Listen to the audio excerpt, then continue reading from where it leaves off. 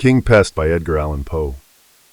The room, it is needless to say, although ill-contrived, smoke-blackened, low-pitched, and in every other respect agreeing with the general character of such places at the period, was nevertheless, in the opinion of the grotesque groups scattered here and there within it, sufficiently well adapted for its purpose. Of these groups our two seamen formed, I think, the most interesting, if not the most conspicuous. Chapter 1. About 12 o'clock, one sultry night in the month of August, and during the chivalrous reign of the third Edward, two seamen belonging to the crew of the Free and Easy, a trading schooner plying between Sluys and the Thames, and then at anchor in that river, were much astonished to find themselves seated in the tap-room of an alehouse in the parish of St. Andrews, London, which alehouse bore for sign the portraiture of a jolly tar. The one who appeared to be the elder, and whom his companion addressed by the characteristic appellation of Legs, was also much the most ill-favored, and at the same time much the taller of the two. He might have measured 6 feet 9 inches, and an habitual stoop in the shoulders seemed to have been the necessary consequence of an altitude so enormous. Superfluities in height were, however, more than accounted for by deficiencies in other respects. He was exceedingly, woefully, awfully thin, and might, as his associates asserted, have answered when sober for a pennant at the masthead, or when stiff with liquor have served for a jib-boom. But these jests and others of a similar nature had evidently produced at no time any effect upon the leaden muscles of the tar.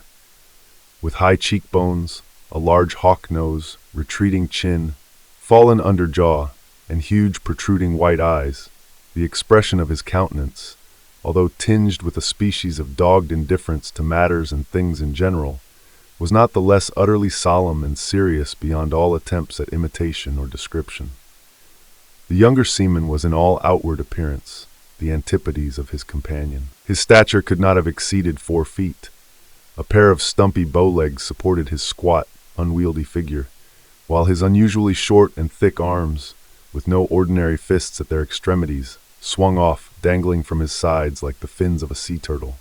Small eyes of no particular color twinkled far back in his head. His nose remained buried in the mass of flesh which enveloped his round, full, and purple face, and his thick upper lip rested upon the still thicker one beneath with an air of complacent self-satisfaction, much heightened by the owner's habit of licking them at intervals. He evidently regarded his tall shipmate with a feeling half wondrous, half quizzical, and stared up occasionally in his face as the red setting sun stares up at the crags of Ben Nevis. Various and eventful, however, had been the peregrinations of the worthy couple in and about the different tap-houses of the neighborhood during the earlier hours of the night. Funds even the most ample are not always everlasting, and it was with empty pockets our friends had ventured upon the present hostelry. At the precise period, then, when this history properly commences, Legs and his fellow Hugh Tarpaulin sat, each with both elbows resting upon the large oaken table in the middle of the floor, and with a hand upon either cheek. They were eyeing, from behind a huge flagon of unpaid-for, humming stuff, the portentous words, "No chalk," which to their indignation and astonishment were scored over the doorway by means of that very identical mineral whose presence they purported to deny. Not that the gift of deciphering written characters, a gift among the commonalty of that day, considered little less cabalistical than the art of inditing, could, in strict justice, have been laid to the charge of either disciple of the sea. But there was, to say the truth, a certain twist in the formation of the letters, an indescribable lee lurch about the whole, which foreboded, in the opinion of both seamen, a long run of dirty weather, and determined them at once, in the pithy words of Legs himself, to pump ship, clew up all sail, and scud before the wind. Having accordingly drank up what remained of the ale, and looped up the points of their short doublets, they finally made a bolt for the street. Although Tarpaulin rolled twice into the fireplace, mistaking it for the door, yet their escape was at length happily effected, and half after 12 o'clock found our heroes ripe for mischief, and running for life down a dark alley in the direction of St. Andrew's Stair, hotly pursued by the landlord and landlady of the Jolly Tar. At the epoch of this eventful tale, and periodically for many years before and after, all England, but more especially the metropolis, resounded with the fearful cry of "Pest! Pest! Pest!" The city was in a great measure depopulated, and in those horrible regions, in the vicinity of the Thames, where amid the dark, narrow, and filthy lanes and alleys, the demon of disease was supposed to have had his nativity, awe, terror, and superstition were alone to be found stalking abroad. By authority of the king, such districts were placed under ban, and all persons forbidden, under pain of death, to intrude upon their dismal solitude. Yet neither the mandate of the monarch, nor the huge barriers erected at the entrances of the streets, nor the prospect of that loathsome death which, with almost absolute certainty, overwhelmed the wretch whom no peril could deter from the adventure, prevented the unfurnished and untenanted dwellings from being stripped, by the hand of nightly rapine, of every article such as iron, brass, or lead work, which could in any manner be turned to a profitable account. Above all, it was usually found, upon the annual winter opening of the barriers, that locks, bolts, and secret cellars had proved but slender protection to those rich stores of wines and liquors, which, in consideration of the risk and trouble of removal, many of the numerous dealers having shops in the neighborhood had consented to trust, during the period of exile, to so insufficient a security. But there were very few of the terror-stricken people who attributed these doings to the agency of human hands. Pest spirits, plague goblins, and fever demons were the popular imps of mischief, and tales so blood-chilling were hourly told, that the whole mass of forbidden buildings was, at length, enveloped in terror as in a shroud, and the plunderer himself was often scared away by the horrors his own depredations had created, leaving the entire vast circuit of prohibited district to gloom, silence, pestilence, and death. It was by one of these terrific barriers already mentioned, and which indicated the region beyond to be under the pest ban, that, in scrambling down an alley, Legs and the worthy Hugh Tarpaulin found their progress suddenly impeded. To return was out of the question, and no time was to be lost, as their pursuers were close upon their heels. With thoroughbred seamen to clamber up the roughly fashioned plank-work was a trifle, and maddened with the twofold excitement of exercise and liquor, they leaped unhesitatingly down within the enclosure, and holding on their drunken course with shouts and yellings, were soon bewildered in its noisome and intricate recesses. Had they not, indeed, been intoxicated beyond all sense of human feelings, their reeling footsteps must have been palsied by the horrors of their situation. The air was damp, cold, and misty. The paving stones, loosened from their beds, lay in wild disorder amid the tall, rank grass, which sprang up hideously around the feet and ankles. Rubbish of fallen houses choked up the streets. The most fetid and poisonous smells everywhere prevailed, and by the occasional aid of that ghastly and uncertain light which, even at midnight, never fails to emanate from a vapory and pestilential atmosphere, might be discerned lying in the bypaths and alleys, or rotting in the windowless habitations, the carcass of many a nocturnal plunderer arrested by the hand of the plague in the very perpetration of his robbery.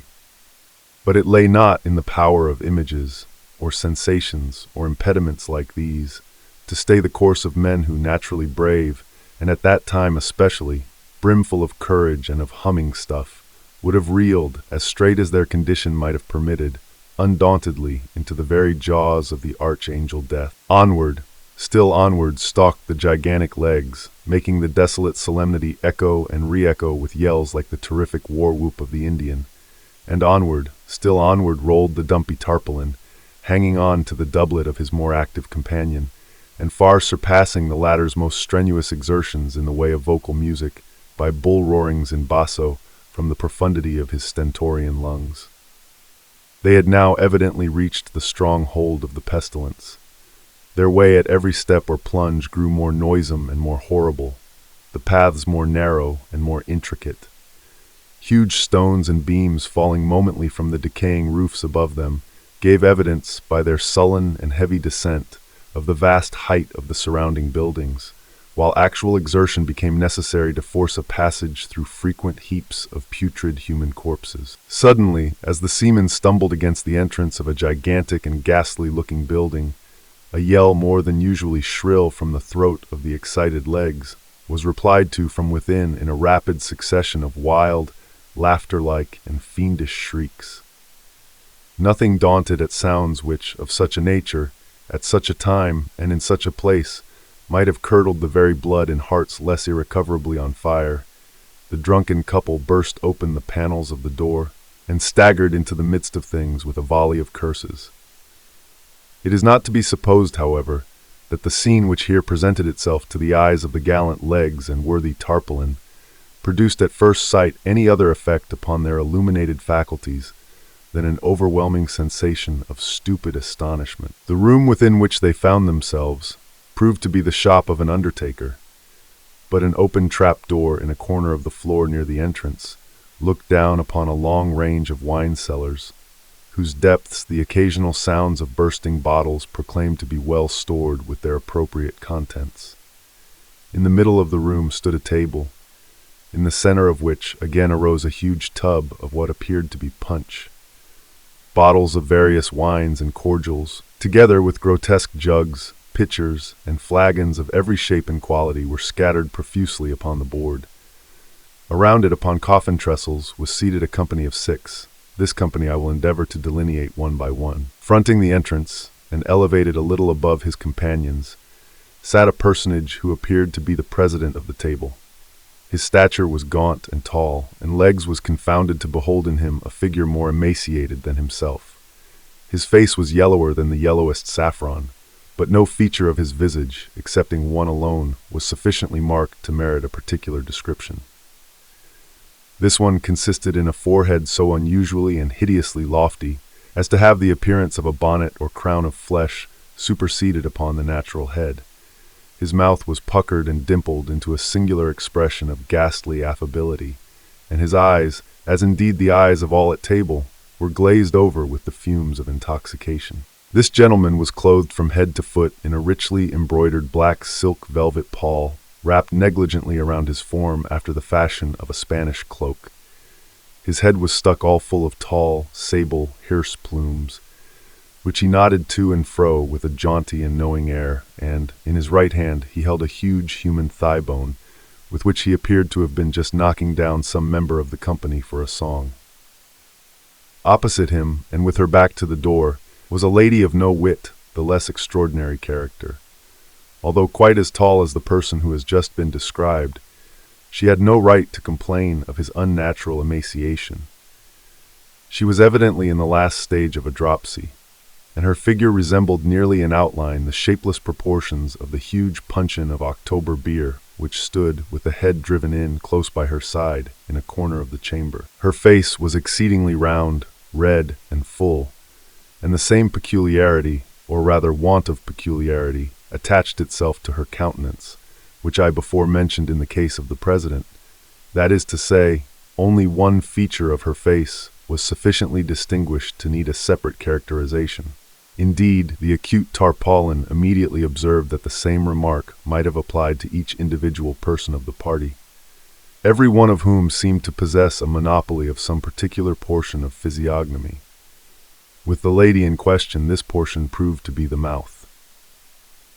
Commencing at the right ear, it swept with a terrific chasm to the left, the short pendants which she wore in either auricle continually bobbing into the aperture. She made, however, every exertion to keep her jaws closed and looked dignified, in a dress consisting of a newly starched and ironed shroud coming up close under her chin, with a crimped ruffle of cambric muslin. At her right hand sat a diminutive young lady whom she appeared to patronize. This delicate little creature, in the trembling of her wasted fingers, in the livid hue of her lips, and in the slight hectic spot which tinged her otherwise leaden complexion, gave evident indications of a galloping consumption. An air of extreme haute ton, however, pervaded her whole appearance. She wore, in a graceful and dégagé manner, a large and beautiful winding sheet of the finest India lawn. Her hair hung in ringlets over her neck. A soft smile played about her mouth, but her nose, extremely long, thin, sinuous, flexible, and pimpled, hung down far below her under lip, and in spite of the delicate manner in which she now and then moved it to one side or the other with her tongue, gave an expression rather doubtful to her countenance.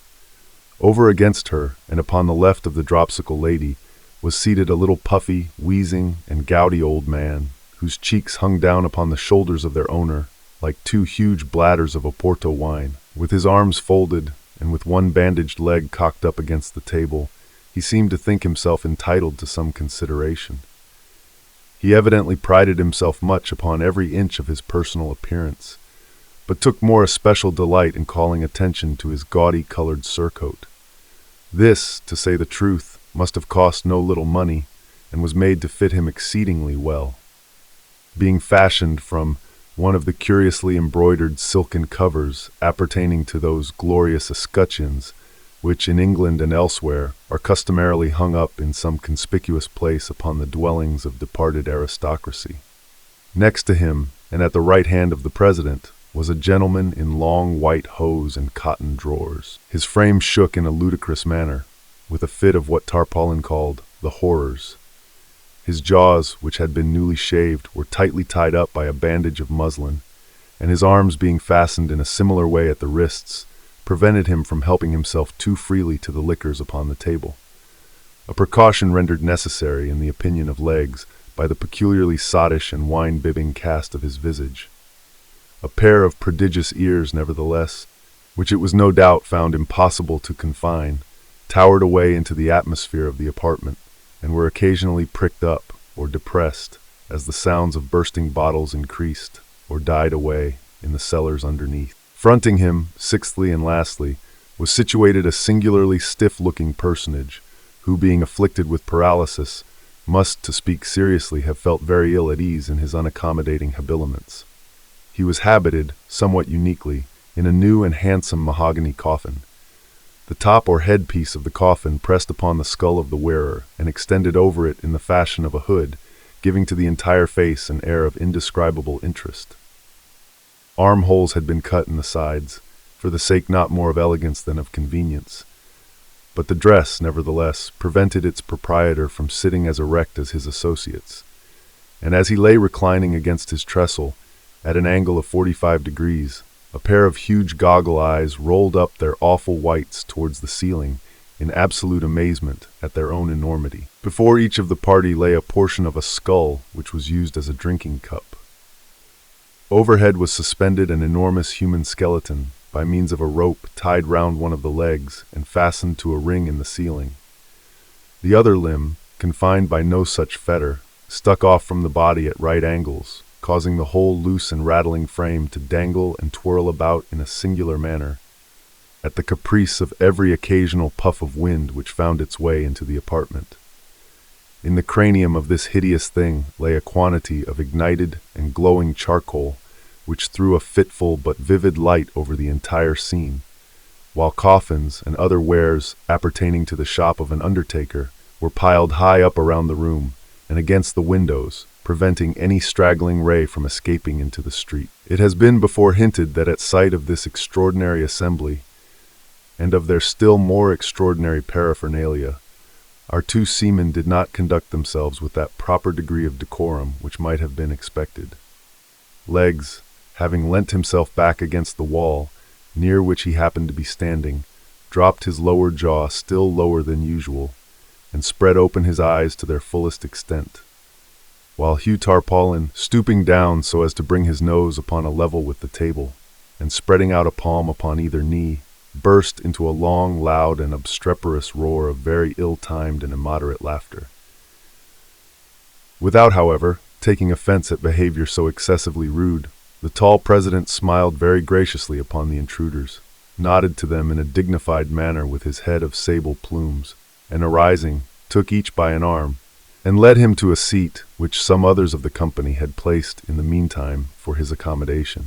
Legs to all this offered not the slightest resistance, but sat down as he was directed, while the gallant Hugh, removing his coffin trestle from its station near the head of the table, to the vicinity of the little consumptive lady in the winding sheet, plumped down by her side in high glee, and pouring out a scull of red wine, drank it off to their better acquaintance.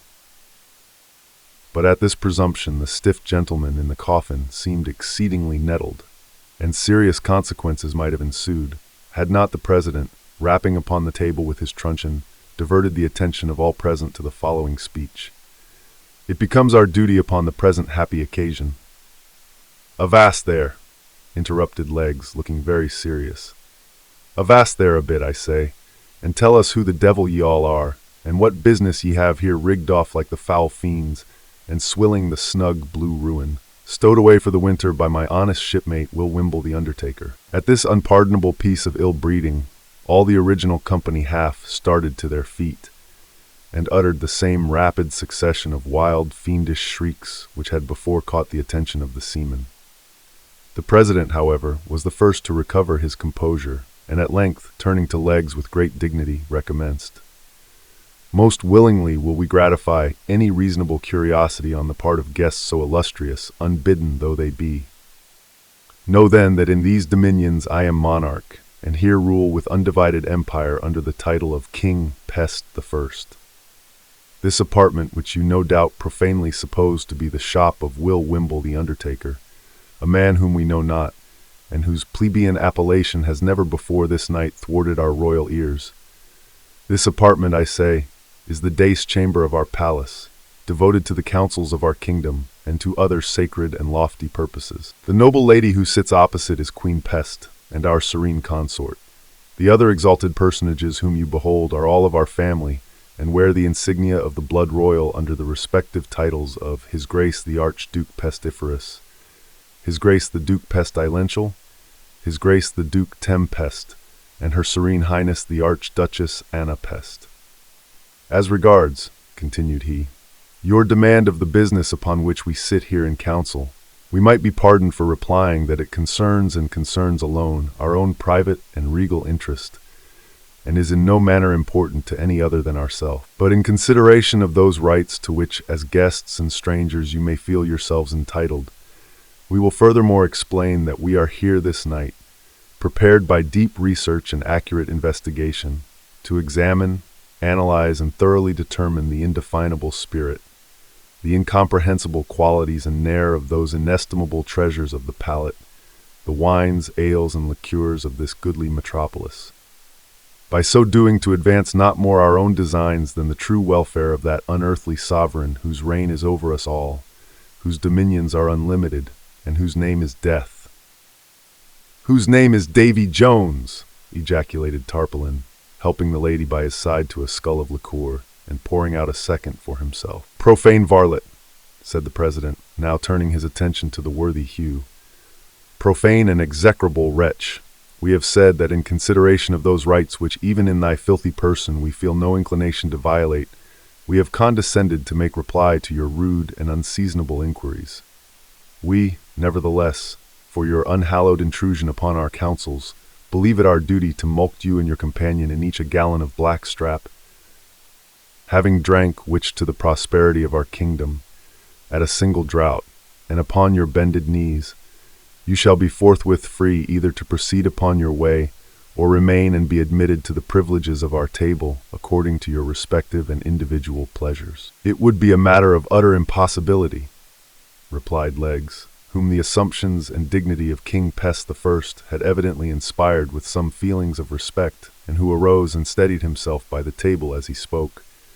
"It would, please your majesty, be a matter of utter impossibility to stow away in my hold even 1/4 of that same liquor which your majesty has just mentioned, to say nothing of the stuffs placed on board in the forenoon by way of ballast, and not to mention the various ales and liqueurs shipped this evening at different seaports.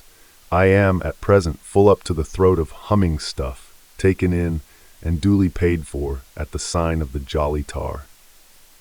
You will, therefore, please your majesty, be so good as take the will for the deed, for by no manner of means either can I or will I swallow another drop, least of all a drop of that villainous bilge water that answers to the hail of black strap." "Belay that!"